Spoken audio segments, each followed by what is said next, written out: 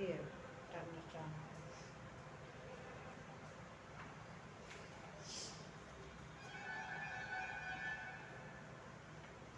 सुप्रभात बच्चों,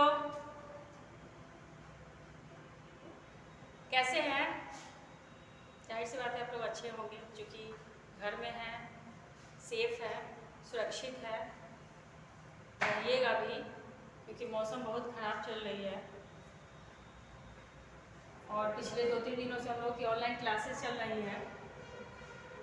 तो ऑनलाइन क्लास ज़रूर अटेंड कीजिएगा और कोशिश कीजिएगा कि जो भी क्लासेस में पढ़ाया जा रहा है उसको आप लिखें, समझें और उसे नोट करें। तो पिछली क्लासेस में मैं आपको रिवीजन कराई थी, पुनरावृत्ति करवाई थी व्याकरण के बारे में।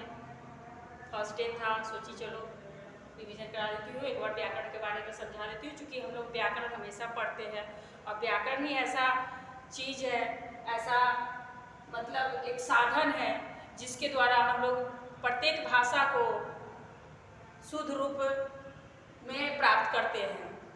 अगर व्याकरण न हो तो शुद्धता की कहीं से कोई आसार नहीं होगा, शुद्धता की पहचान नहीं मिलेगी, क्योंकि व्याकरण जो है हम लोगों को एक नियम बताता है, एक नियम सिखाता है कि कैसे भाषा में शुद्धता लाई जाए।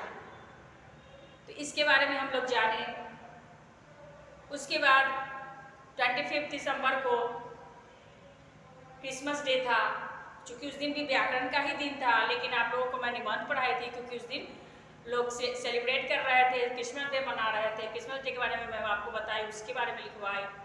प्लस उस दिन हम लोग के धर्म के अनुसार कल तुलसी मैया का भी पूजा था 25 दिसंबर को, जिनको हम लोग माता के रूप में पूजते हैं।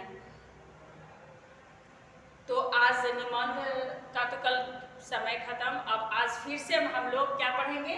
व्याकरण पढ़ेंगे, हिंदी व्याकरण पढ़ेंगे।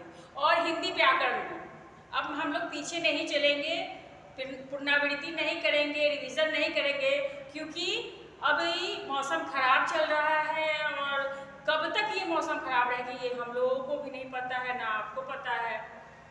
तो हम लोगों का सिलेबस पीछे ना जाए, क्योंकि विद्यालय खुलेगी तो केवल रिवीजन होगा और उसके बाद फिर आप लोगों की मंथली टेस्ट शुरू हो जाएगी। तो सिलेबस को आगे ले के जाना है ताकि हम लोग का सिलेबस पीछे ना रह जाए, पढ़ाई गड़बड़ा नहीं जाए। तो इसलिए मैं आपको अब आगे का चैप्टर पढ़ाऊंगी। पिछली क्लास में आप ऑफलाइन क्लास के समय में मैं आपको मुहावरा पढ़ाई थी। अब आज मैं आप लोग को पर्यायवाची शब्द पढ़ाने जा रही हूँ और इसके बारे में हम समझेंगे कि आखिर पर्यायवाची शब्द होता क्या है, पर्यायवाची शब्द से हम लोग क्या समझते हैं।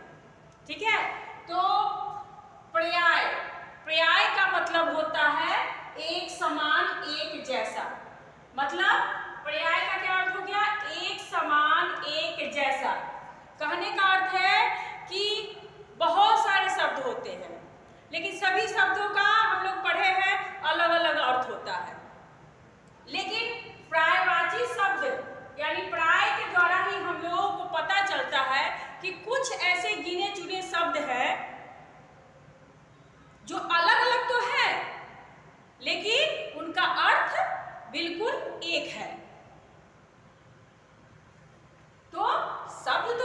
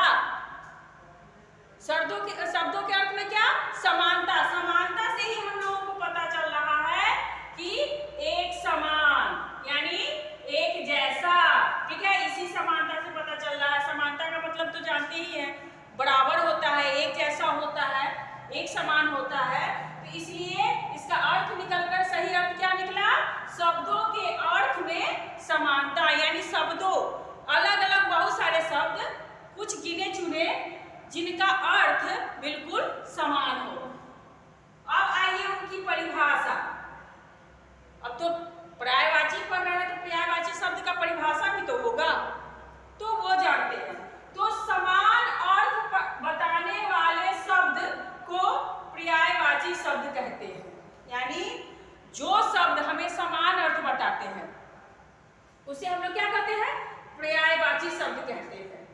अब जैसे मान लीजिए आंख, आंख से हम लोग क्या करते हैं, देखने का कार्य करते हैं। यदि आंख ना हो तो हम लोग सही से कुछ नहीं कर पाएंगे, कुछ देख नहीं पाएंगे, ना पढ़ पाएंगे, ना लिख पाएंगे, ना ही कोई काम को कर पाएंगे। तो हमारे शरीर का सबसे इम्पोर्टेंट भाग, सबसे महत्वपूर्ण भाग क्या है, आंख है। तो अभी आंख है, इसलिए मैं देख करके बोर्ड पर लिख रही हूँ, आप देख करके समझ रहे हो, सुन रहे हो, देख भी रहे हो। तो इसमें आपकी आंखें भी काम कर रही हैं, कान भी काम कर रहे हैं, हम लोगों की लगभग इंद्रियां काम कर रही है, मस्तिष्क भी काम कर रही हैं, जो समझने का कोशिश कर रही हैं। तो शरीर की जो भी इंद्रियां हैं वो सभी काम कर रही हैं, लेकिन आंख तो सबसे इम्पोर्टेंट है, वो देखने का कार्य कर रही है। यदि उसको देखेंगे ही नहीं तो और कुछ समझ में नहीं आएगा, देखेंगे तभी तो समझेंगे कि हाँ आखिर ये लिखा हुआ क्या है।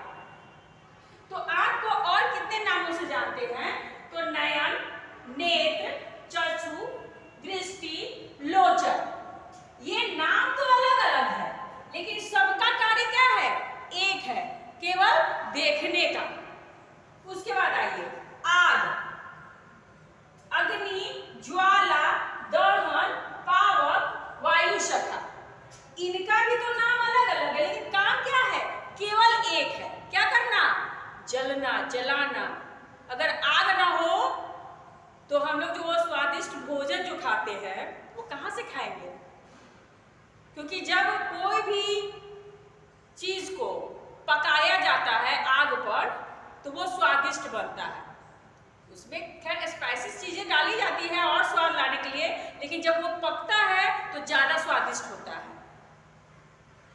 तो और ये स्वास्थ्य के लिए भी अच्छा होता है, कच्चा चीज खाने से ज्यादा पका हुआ चीज ही खाना चाहिए। बहुत ऐसे चीज है जो हम लोग कच्चे भी खाते हैं फिर भी हम लोग के लिए फायदेमंद है, लेकिन ज्यादा कच्चा तो नहीं खा सकते हैं ना, पका हुआ चीज तो ज्यादा जरूरी है।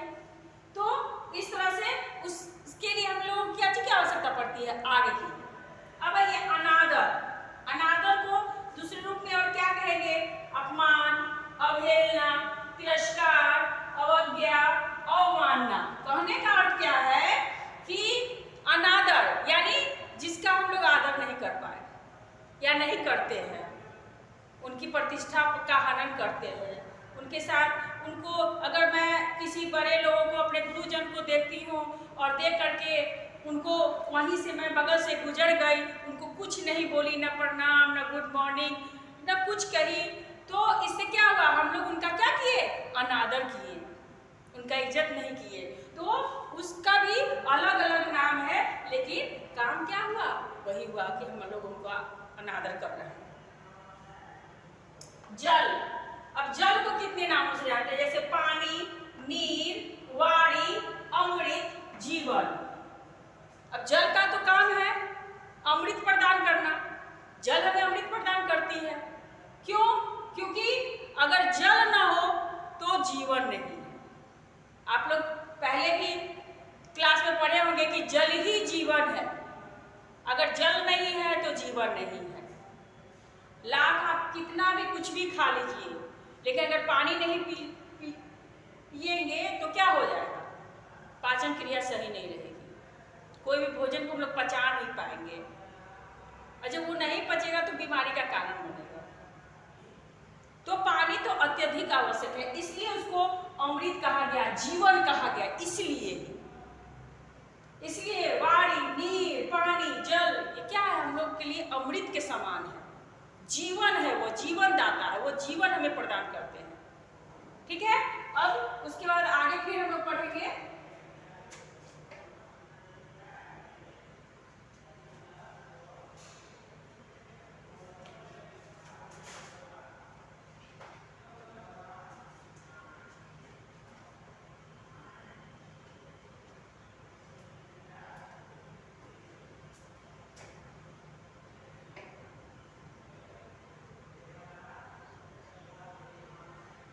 सरस्वती। आप लोगों को पता ही है, विद्या की देवी सरस्वती।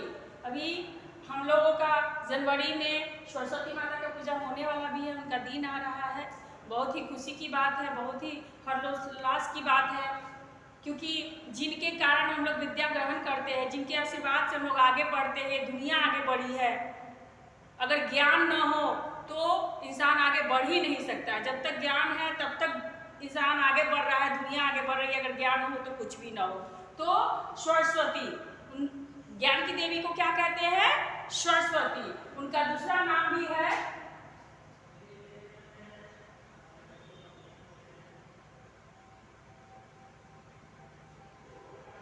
बीना पानी।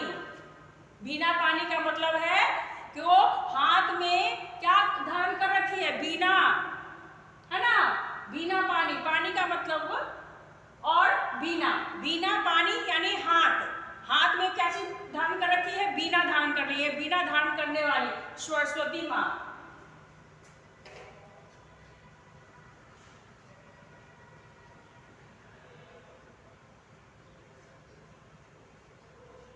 हंसवाहिनी, हंसवाहिनी का मतलब क्या हो गया? वो हंस पर का सवारी करती है, वो हंस पे बैठी रहती है।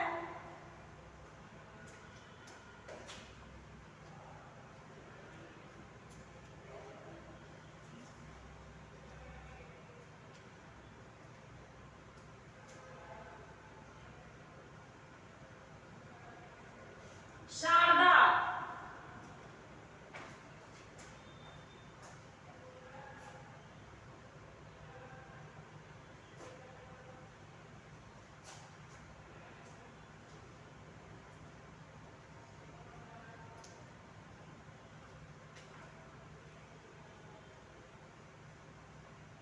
भाषा, भारती। इनका और क्या नाम है? बीना पानी, हंसवाहिनी, शारदा, भाषा और भारती। अब हम लोग पढ़ेंगे पृथ्वी।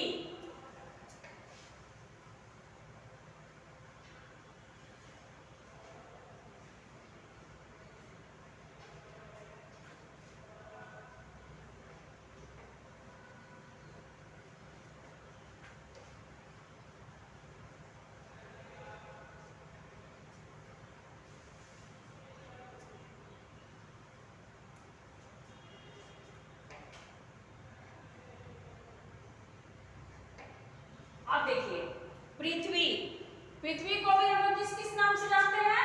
धरती, भूमि, धरा, भू और जमीन। अगर पृथ्वी ना हो तो ये दुनिया ही ना रहे, ये संसार ही ना रहे, क्योंकि पृथ्वी माता ही ऐसी है जो हम सभी लोगों का भार उठाकर रखी हुई है। इनके ऊपर इंसान, जीव जंतु, जितने पशु पक्षी जो भी है वो कहाँ है? पेड़ पौधे सभी कहाँ है? पृथ्वी पर है। और वो हम लोगों का भार क्या है? संभाल के रखी हुई है।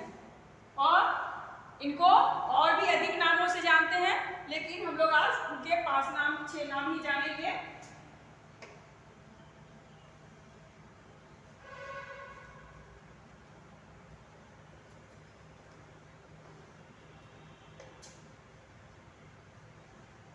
अब आइए स्त्री। स्त्री को भी बहुत सारे नामों से जानते हैं, जैसे महिला,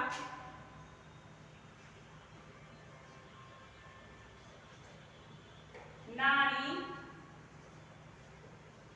ठीक है, महिला, नारी, वनिता,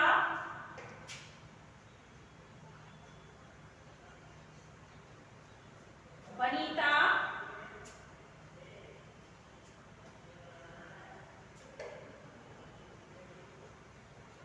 कांति, रमणी।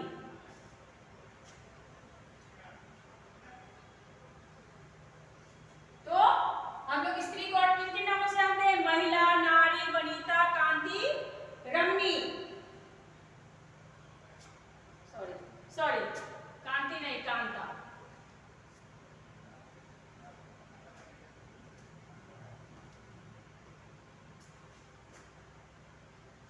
अब आइए गंगा।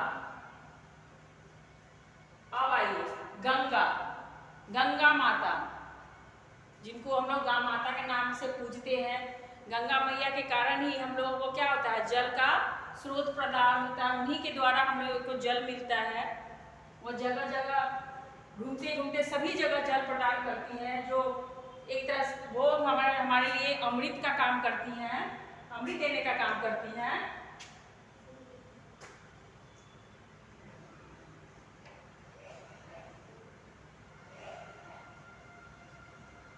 उनको हिमपुत्री कहते हैं क्योंकि वो हिमालय से निकल के आती हैं।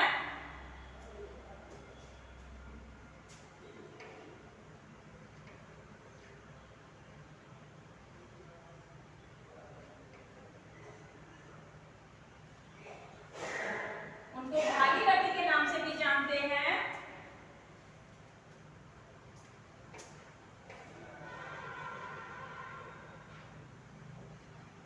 उनको देव नदी के नाम से जानते हैं।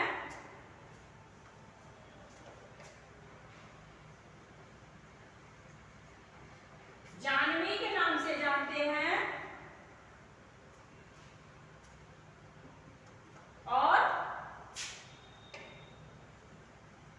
महानदी के नाम से भी जानते हैं। गंगा जी को किन किन नामों से जानते हैं? हिमपुत्री, भागीरथी, देव नदी, जानवी और महानदी। नोट करेंगे आप लोग।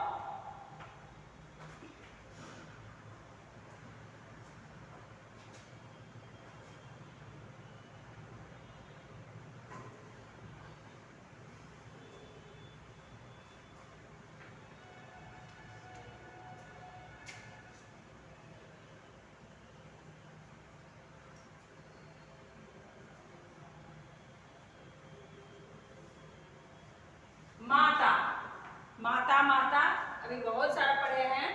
पृथ्वी माता, तुलसी मैया, गंगा माता। तो उन माताओं का भी बहुत सारे नाम होते हैं ना। माता है, माता का जो नाम पड़ा है उनको और भी नामों से हम लोग पुकारते हैं, जैसे मैया, मैया ऐसा ही पहले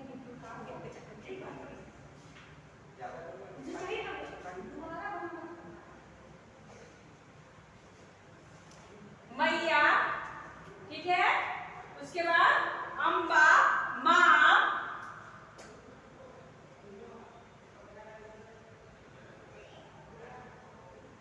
माँ, जननी, ठीक है, माँ, जननी,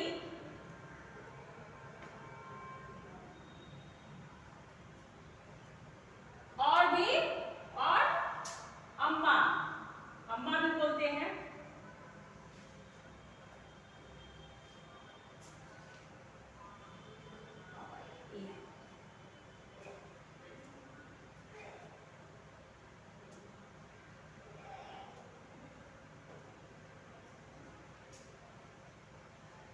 देवता, देवता को और किस किस नामों से जानते हैं? जैसे ईश्वर, प्रभु, भगवान, ईश्वर, प्रभु, भगवान,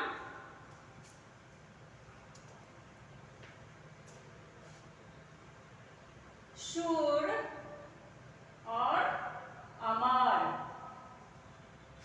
तो देवता को और किस किस नामों से हम लोग जानते हैं? ईश्वर, प्रभु, भगवान, शूर और अमर। नोट करेंगे।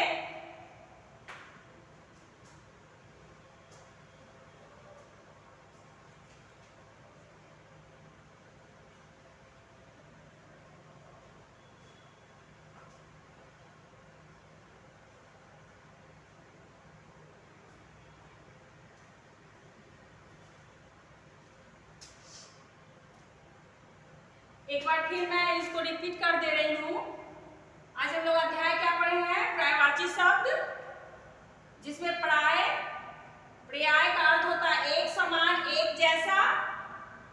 पर्यायवाची शब्द का अर्थ होता है शब्दों के अर्थ में समानता, यानी शब्दों के अर्थ में बिल्कुल बराबर, एक जैसा बात बताने वाला, एक जैसा जिनकी परिभाषा क्या है?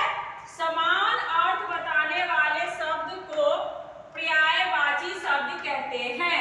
जैसे मैं आपको करीब 10 पर्यायवाची शब्द लिखा दी हूं।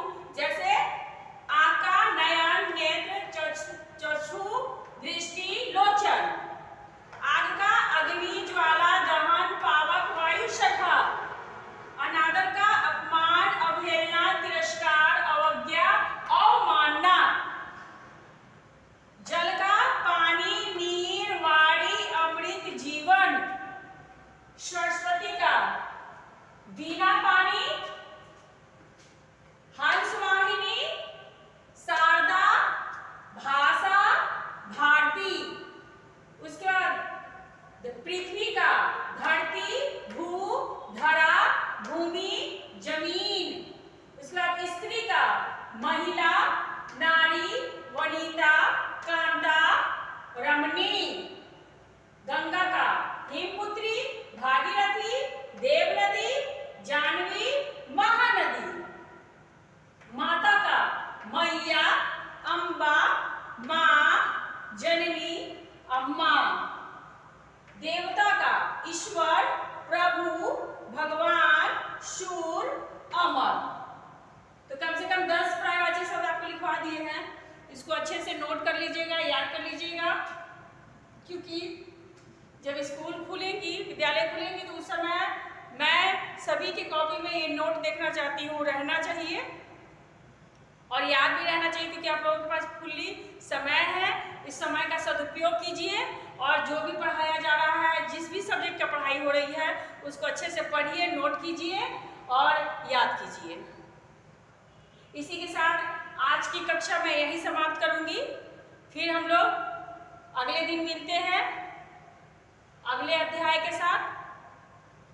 ठीक है? ओके, बाय बच्चों।